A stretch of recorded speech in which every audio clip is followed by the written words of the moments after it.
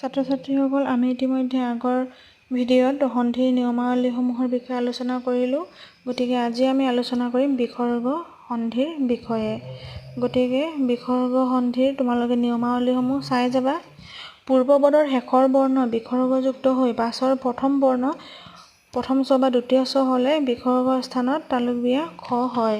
এতিয়া ইয়াত চোৱা নি আছে, এফালে চ আছে। গতিকে নিত কি আছে? বিসৰ্গ আছে আৰু এফালে প্ৰথম চ আছে। গতিকে ইয়াত থকা বিসৰ্গটো কি হ'লে ৰূপান্তৰ হ'ব? তালুক বিয়া খলে ৰূপান্তৰ ঘটিব আৰু যোগ প্ৰথম চ। গতিকে কি হ'ব? নিশ্চয়। ঠিক তেনেদৰে নি ইয়াত বিসৰ্গ আছে, এফালে চিত আছে, ইয়াত প্ৰথম চ। গতিকে কি হ'ব? নিশ্চিত। ঠিক তেনেদৰে ইয়াত নি আছে, বিসৰ্গ আছে, এফালে প্ৰথম চ আছে। গতিকে বিসৰ্গটো কি হ'লে ৰূপান্তৰ হ'ব? তালুক বিয়া খলে আৰু এফালে থকা প্ৰথম চ লগত যোগ হ'ব। গতিকে নিশ্চিন্তা। কিন্তু এইটো মনত ৰাখিবা, এইটোত এই নিয়মটো প্ৰযোজ্য নহয়। ইয়াত ইয়াত বিসৰ্গ আছে, প্ৰথম চ আছে, কিন্তু ইয়াত এই নিয়মাৱলীটো প্ৰযোজ্য নহয়, অৰ্থাৎ এইটো দুশ্চিন্তা একেদৰেই থাকিব। তাৰপিছত চোৱা ২ নম্বৰটো, প্ৰথম পদৰ শেষৰ বৰ্ণ বিসৰ্গযুক্ত হৈ দ্বিতীয় পদৰ প্ৰথম বৰ্গ যদি মূৰ্ধন্য ত আৰু মূৰ্ধন্য থ থাকে, তেতিয়াহ'লে বিসৰ্গৰ ঠাইত কি হ'ব? মূৰ্ধন্য খ হ'ব।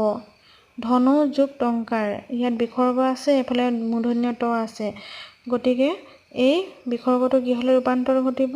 মূৰ্ধন্য খলে ৰূপান্তৰ ঘটিব, অৰ্থাৎ মূৰ্ধন্য খ যোগ মূৰ্ধন্য ত কি হ'ব? মুখয় তয় আষ্ট। গতিকে ধনুষ টংকাৰ। ঠিক তেনেদৰে নিষ্ঠুৰ, নি যোগ থুৰ, ইয়াত মূৰ্ধন্য থ আছে আৰু ইয়াত বিসৰ্গ আছে। গতিকে বিসৰ্গটো কি হ'লে ৰূপান্তৰ হৈছে? মূৰ্ধন্য খলে ৰূপান্তৰ ঘটিছে। তোমালোকে নিশ্চয় বুজি পাইছা, আৰু যদি কিবা বুজি নাই পোৱা তেতিয়াহ'লে মোক কমেণ্ট বক্সত কমেণ্ট কৰি জনাবা। তাৰপিছত ৫ নম্বৰটো চোৱা, উপসৰ্গযুক্ত বিসৰ্গৰ সৈতে সন্ধি হ'লে বিসৰ্গ মূৰ্ধন্য খ দন্তীয় স ৰ লৈ পৰিৱৰ্তন হয়। অৰ্থাৎ ইয়াত আছে, উপসৰ্গৰ লগত ইয়াত কি যোগ হৈছে? বিসৰ্গ।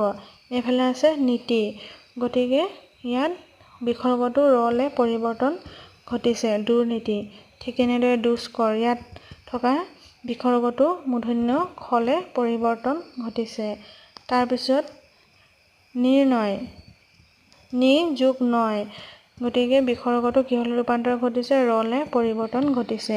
এইটো পৰীক্ষাৰ কাৰণে অতি ইম্পৰ্টেণ্ট, তোমালোকে ভালদৰে নোট কৰি যাবা। এতিয়া চোৱা, বিসৰ্গৰ পাছত তালুক বিয়া খ আৰু দন্তীয় স থাকিলে সন্ধি নহয়। এইটো এটা ইম্পৰ্টেণ্ট। এতিয়া উদাহৰণটো চোৱা, নি যোগ সন্দেহ, ইয়াত বিসৰ্গ আছে আৰু এইফালে দন্তীয় স আছে। গতিকে ইয়াত কি হ'ব? সন্ধি নহয়। এতিয়া নি সন্দেহ একেদৰে থাকিব। ঠিক তেনেদৰে দুৰ পিছত কি আছে?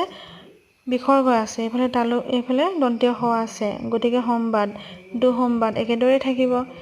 ঠিক তেনেদৰে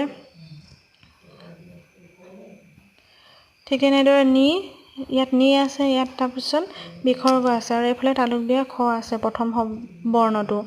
গতিকে কি হ'ব? তালুক বিয়া খ আছে, ইয়াত সন্ধি নহয়, গতিকে নিঃশব্দ। গতিকে এনেদৰে প্ৰতিটো উদাহৰণে তোমালোকে ভালদৰে চাই যাবা, আৰু যদি কিবা বুজি নাই পোৱা তেতিয়াহ'লে মোক কমেণ্ট বক্সত কমেণ্ট কৰি জনাবা। ইয়াৰ পিছৰ ভিডিঅ'ত আমি আলোচনা কৰিম এটা নতুন বিষয়। গতিকে তোমালোকে যদি মোৰ চেনেলটো ছাবস্ক্ৰাইব কৰা নাই তেতিয়াহ'লে ছাবস্ক্ৰাইব কৰি ওচৰত থকা বেল বটনটোত ক্লিক কৰি ৰাখিবা।